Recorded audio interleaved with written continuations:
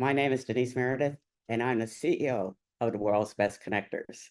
Best Connectors is a virtual organization, it's a community actually, of C-suite executives who get together and, as I say, get into good trouble. But they work on different projects. They all have independent businesses, they're all successful, and they're all ready to help the community. So this is our fifth anniversary, I'm very happy to say. Um, it's been a struggle, as with everyone else during COVID, but we're still standing and we're back. And we're looking forward to working with you all. What we're doing today is something very special. What WBC usually does is we work at connections. So we help other CEOs, as a CEO of the CEO community, we help other CEOs get their job done. We help them connect better to employees, to clients, to government, and to the media. But this year, we're going to do something a little different. We're going to focus on family. Very seldom do CEOs talk about family. They're talking about business plans and inventory and inflation and recession. You don't hear many discussions about family, and yet family is the most important thing, I feel, to a CEO. So we're going to spend the next probably few years on this. We'll be doing other projects as well. But today we're starting it off with Wish I Had Known. That came to me in the middle of the night about something. And this happens to all CEOs, I'm sure. You just wake up and you go, oh, wish I had known such and such. That would have saved me money. That would have saved me time. That would have rescued my business. Well, we're going to look at youth sports in that way. I have a great fondness for parents and youth sports. While I don't have kids myself, and I'm sure somebody out there is saying, you don't even have any kids. Well, I've really spent my entire career working with children. I've created children's programs from the time I was 21, just out of Cornell University, all the way through till today. And I've worked with all the different ages. I've worked with up to 6 years old. I've worked with 8 to 18-year-olds. But this year, we're going to do something special. We're going to be working with college students. But before we start with them, and we'll come back at the end and talk a little bit about that. But before we start with them, I'm going to start with the parents, because the parents are the foundation. The parents are the mentors. The parents are the ones who set the basis, the foundation for the success of their children. And youth sports parents have a hard way to go. Expenses, the changing rules all the time, the schools, the bureaucracy, it's incredible pressure. So what we want to do is give some cadence to them, give some acknowledgement to them, some recognition to them, and some help to them. So we're going to start it with Wish I Had Known, WIHK, the initials of that. You can go to the website, www.wishihadknown.net, and learn about what we're trying to do here. And I'm very excited tonight because this is our first episode. It's a 6-part program. It's going to go between now and November, once a month. It'll be on it's usually the second or third Thursday of every month. The dates are on the website, and we'll be advertising them throughout the rest of the year. Obviously, we'll be saying who's going to be on each episode. But this first one is very special to me because the star is Jerry Colangelo. And Jerry Colangelo has been my mentor here in Arizona for 29 years. He brings together the best of faith and family and sports all in one. So I thought he was the perfect person, and he'll tell you about his career as go along. But I thought he's the perfect person to start off with. But I wanted somebody to introduce him, and I couldn't think of anybody better than Jamie Boggs. Jamie is the vice president of athletics at Grand Canyon University. Yes, we have a woman there. We also have a woman vice president of athletics at University of Arizona too. So anyway, we're going to feature those type of people, sort of glass breaking people during our 6 months here.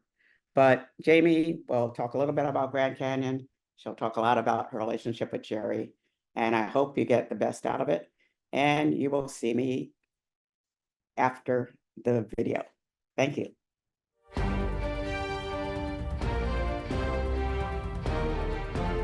Hi, my name is Denise Meredith, and I'm very excited to welcome you to the first episode of Wish I Had Known.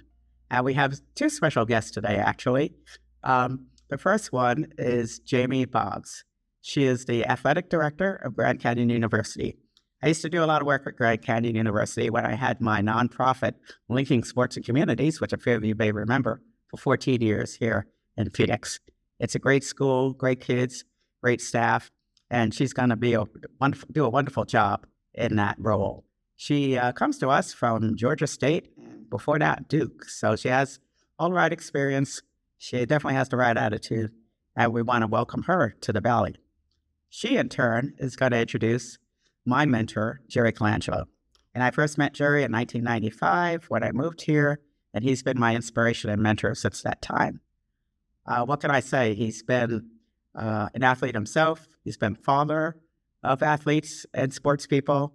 He's been a coach. He's been an owner. He's pretty much done everything there is to do in sports.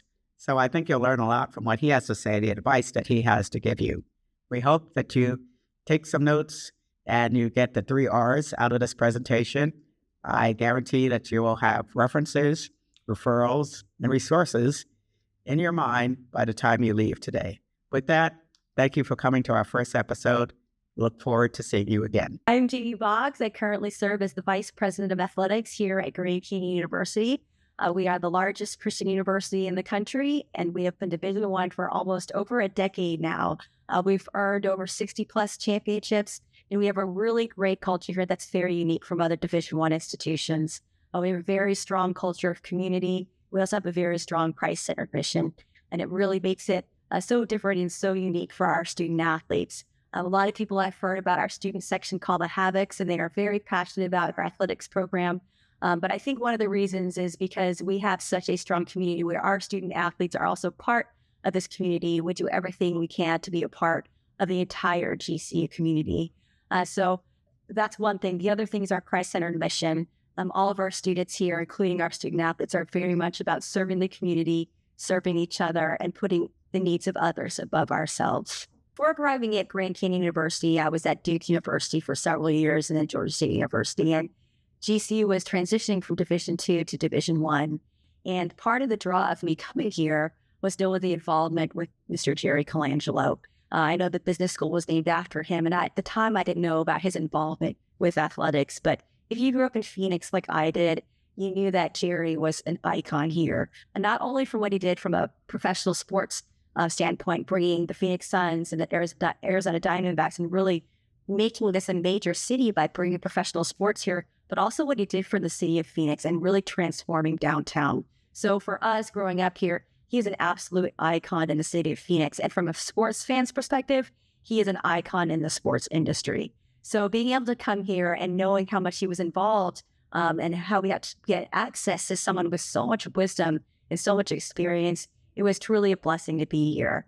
And over the last few years, he has helped us in so many ways, from just getting our first invite to our Division I conference currently and the Western Athletic Conference to just even his day-to-day leadership and be able to turn to him for questions, whether it's about our men's basketball program, our women's basketball program, or just leadership in general. He's been so just generous with his time. It wasn't that long ago that I asked him to come and meet with our head coaches, and he's so busy, pulled in so many directions. Everyone wants him to speak with their, at their organizations, but he took the time out to come meet with our head coaches and to talk about leadership.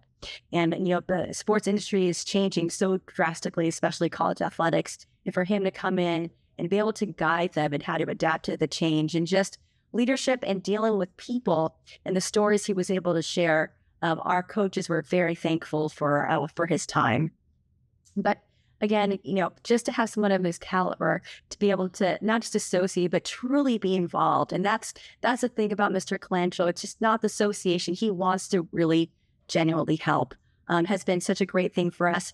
He's a huge part of our 60 plus championships that he's won, and his support for Grand Canyon has been absolutely invaluable. So we are very thankful for Mr. Colangelo. The first question I have for Jerry today is, he's a really unique person in that he's filled every role there is to fill in sports.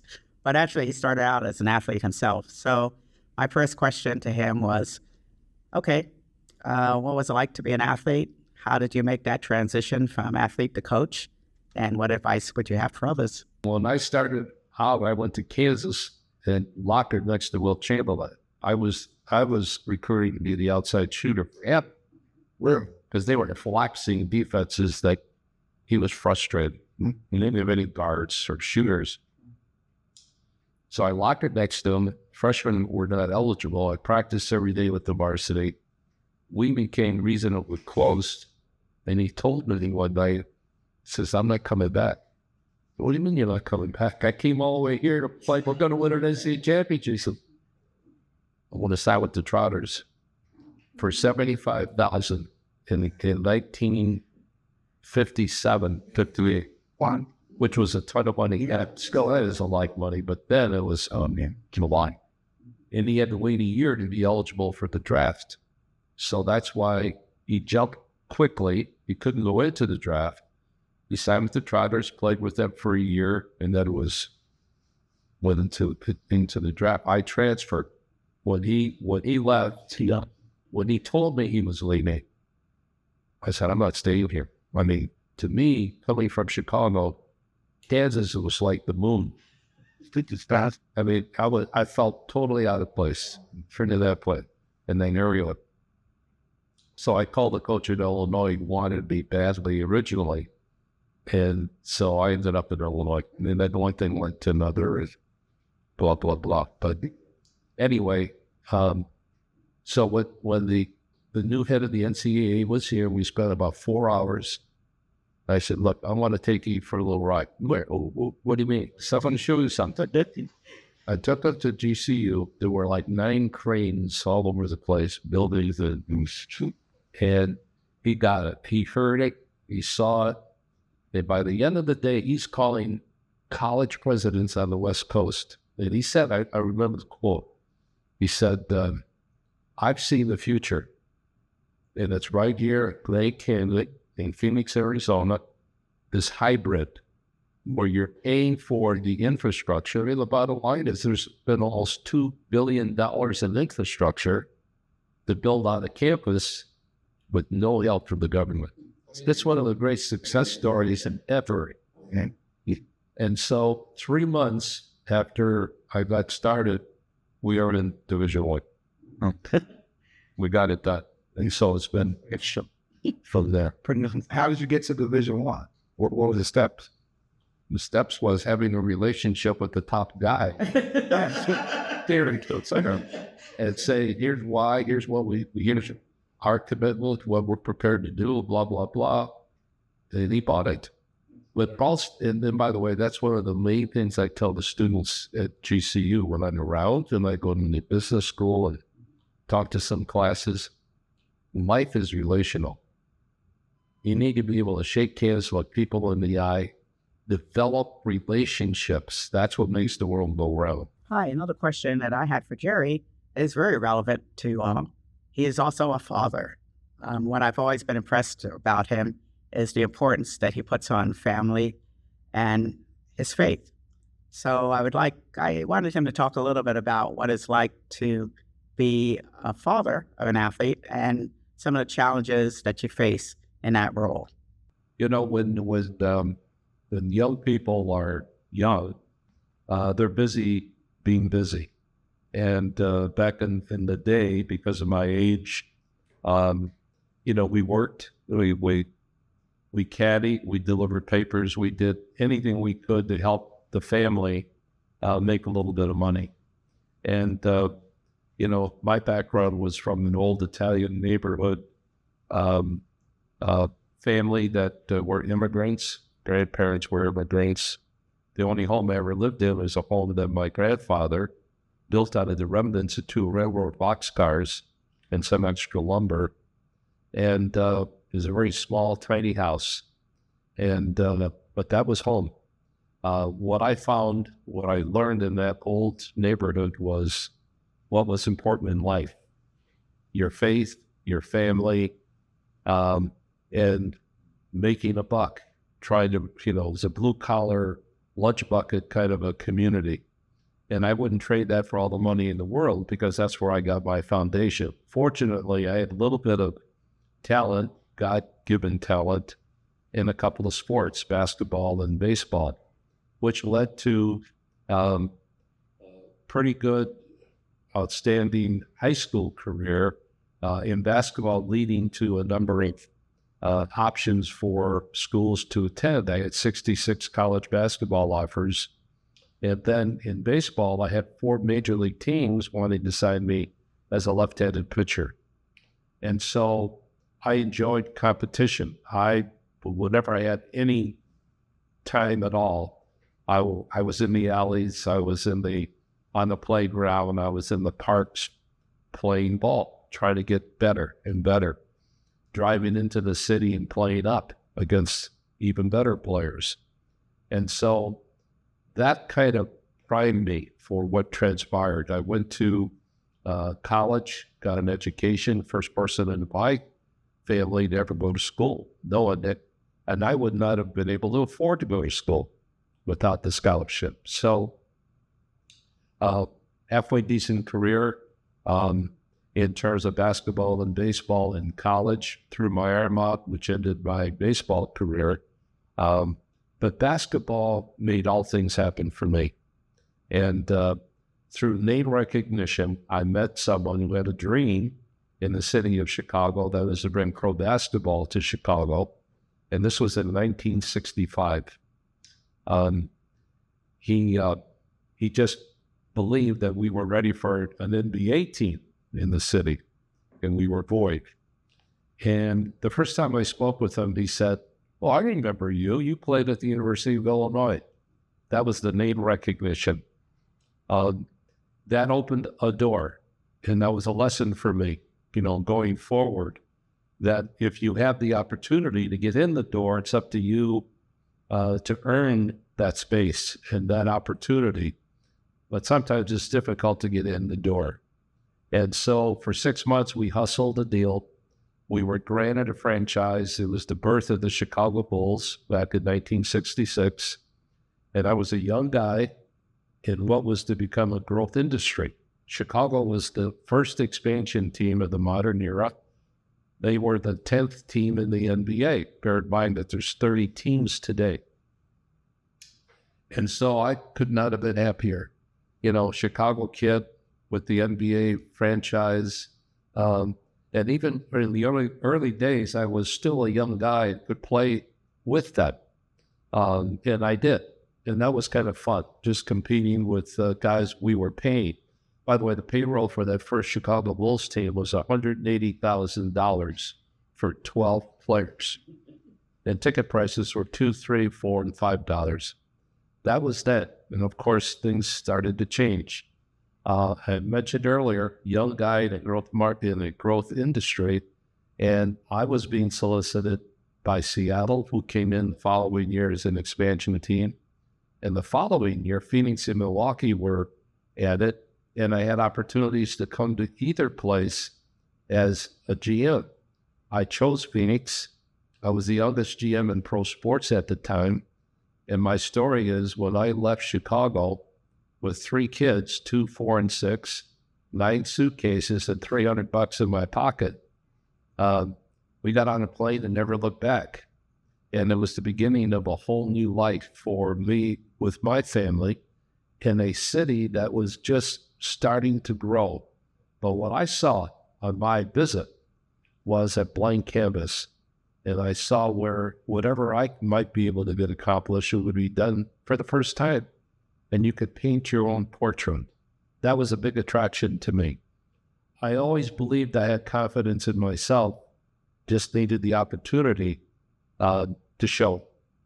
And so in the second year of the Suns, I coached the second half of the season. We made the playoffs in our second season. We went up against the Lakers in the playoffs with Chamberlain, my old nemesis, Elgin Baylor and Jerry West, and we had them down 3-1. And they came back and beat us in that series. And facetiously, I've said, with any coaching at all, we might have gotten through that. Of course, I was making fun of myself at the time. We had some interesting things happen with our franchise, but I had full autonomy to make decisions. I coached one other time, brought in some very strong coaches over a period of time. We had a lot of success in 1987. I was able to put a group together to buy the team. And so at that particular stage, I had played, I had scouted, I had coached, I had managed, had it done all. And then in terms of ownership, I remember when the press conference took place and I was asked, well, why would you spend $44.5 million to buy a team? That's the highest price ever paid for an NBA team. Prior high price was $32.5. And I said, well, there's three reasons. One is I believe in the NBA and its future. Two, I believe in this city and its future. And three, I believe in myself. All I needed was the opportunity. And that's why I moved ahead. The outcome of that was, of course, in 2004, the team was sold for the highest price ever in the history of the NBA when it was sold for over $400 million. And so I feel very blessed to have had opportunity and then to have had a level of success because of the people I put together. No one ever does it alone. This is about building a team, either on the court or in the front office or what have you.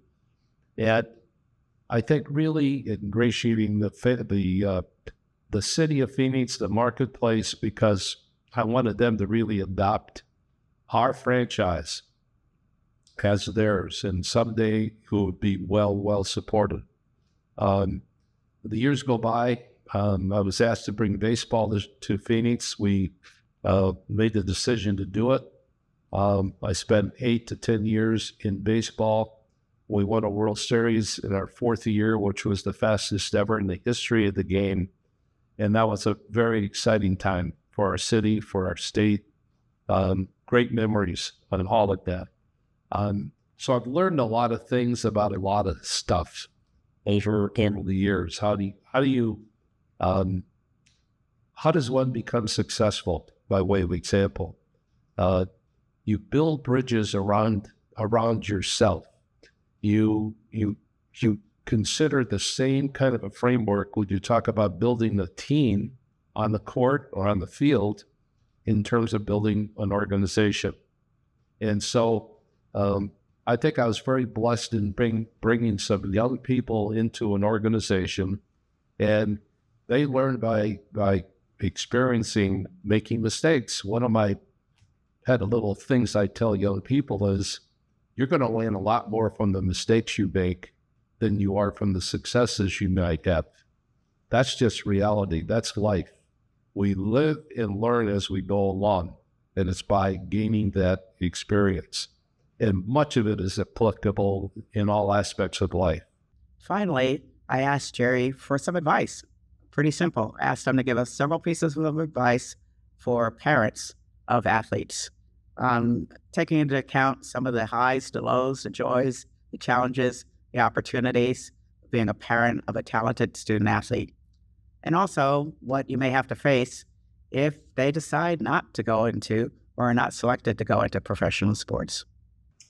Many families are faced with making decisions regarding their kids who happen to be athletes. It's become so competitive in the world of professional sports that these kids are being hounded when they're 10 years old and listed as prospects coming down the line. So it's important to have a support group, to have people you could rely on for input, because who would have that kind of experience in dealing with the people who are out there trying to recruit your own children? And so I would emphasize in a very, very big way the importance to have a network of support so that you can analyze what opportunities this young person might have, your son or daughter, in terms of what he should be or she should be looking for in terms of a relationship and sponsorship and the school and what benefits are going to come from each and every one of those aspects. So it's a pretty complicated kind of a situation. There is something that must be done to make it much easier for families to ascertain what's really important for them to consider. I remember in the first book that I wrote back in the late 1990s, I dedicated a chapter to the NCAA, and I recommended a number of things for consideration, including giving coaches tenure. The big problem in schools today are the alumni who put pressure on coaches, and then coaches are willing to even bend the rules. And there's been a lot of bending of the rules to get athletes, to get the top talent. And so much of it was done under the table. So in today's world, now it's okay. The athletes who are supposedly students are being asked to do a lot more and maybe a lot less. It's a very complicated issue. And again, you need the help, the support, to wade through all of these things.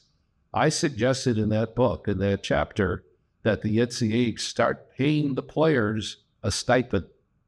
And I wasn't talking about big money, but the scholarships at that time would be room, board, books, tuition, and $15 a month for laundry. Now, give me a break. If you take a kid off the streets of Brooklyn and drop him off with a parachute over Albuquerque, New Mexico, how's that going to work? I don't think it works very well at all. So I suggested you have to pay these players a certain amount of money. They need pocket money to survive. And they could have done away with some of these things that happened that attacked all the rules, all the regulations. They could have nipped all this in the bud. They didn't do it. And that's unfortunate because right now it's very chaotic. We still don't know. There's no clear path to the basket right now. There isn't. We're kind of feeling our way, making mistakes, and there's going to be stops and starts, etc. Again, it just emphasizes how important it is for families. And I want to make a comment about the families. Many of the athletes who come from broken families. And it's not so easy for a mom, and most of the time it's the mom who's given this responsibility because a lot of the dads kind of took off along the way. And so think about, on maybe an educated, maybe an uneducated mom being faced with trying to help their athlete son or daughter make these kinds of decisions. They need to have help. And I think when help is available, it's important to grasp it. We live in a very complicated society today, to say the least. And nothing can illustrate that more than the chaotic situation that exists today in college sports. How young people are being recruited, the means by which they're being recruited, the opportunities that are given them financially and otherwise. It's a very complicated issue, and you need professional help. The families need all kinds of professional help to help guide them. It's impossible to think that a parent, under any circumstance, would have the knowledge and the capacity to make the right choices and decisions. Could be sometimes, not all the time. Most often, the parents need to be protected, very much so. So I think there's a requirement here to educate people as much as they can about what the rules and regulations are, what the opportunities are, what the roadblocks are. Again, complicated, but we have to start somewhere and keep moving forward a step at a time. I'm not really pleased or happy with the circumstances as they exist today, but I am confident that some of these programs that are geared toward trying to make this information available to the families is exactly what's required, because it's a real challenge. Wow, that was something else. Now you can see why I'm very honored to have had Jerry Colangelo as my mentor for the past 29 years. He's very inspiring. I hope you learned a lot from what he was saying. He gives it to you straight. And it's, like I said, a wonderful combination of faith, family, and sports, which has been great for not just Arizona, but for the world. We have a lot of other great things coming up. This is just the first of a 6-part series. The rest of the series is going to be a little different format, still going to be on Zoom, but there'll be panel discussions. So the people will be live, but on but on Zoom to you. And there'll be some opportunities for Q&A and some other things like that. The next week is really going to be fun and exciting and hopefully good for you. We're going to have real parents here. So Velma Traham, who we're very lucky to say is the new CEO of the Black Chamber of Commerce here in Arizona. Mike Moore, who is a legend at K-State and has his own kids now to talk about. So it'll be interesting to hear from him. And Lorenzo Alexander, who is an ex-Arizona Cardinals. And I want people to understand that World's Best Connectors is an international organization. So we're going to be having speakers from all different places. And luckily with technology, we'll be able to do that. So what you need to do right now is go to the website, www.wishihadknown.net. Sign up for the rest of these seminars. Got 5 more to go. They're going to be one each month. The next one is going to be on July 11th. So hurry up, sign up, $97 for the whole batch. And you'll be able to rewind and watch them again. You'll be able to see this first one again too. We're going to have that up and ready on the website next week. But from here on, you will have to pay to have access to these fabulous seminars. But it's inexpensive. And what is it worth to you? It's worth a lot for you to get more information about how to work with your student athlete. And as I always say, give them something to look forward to after graduation. I'm always looking ahead. I want them to have more than the picture in a yearbook. Goodbye, everyone. See you next time.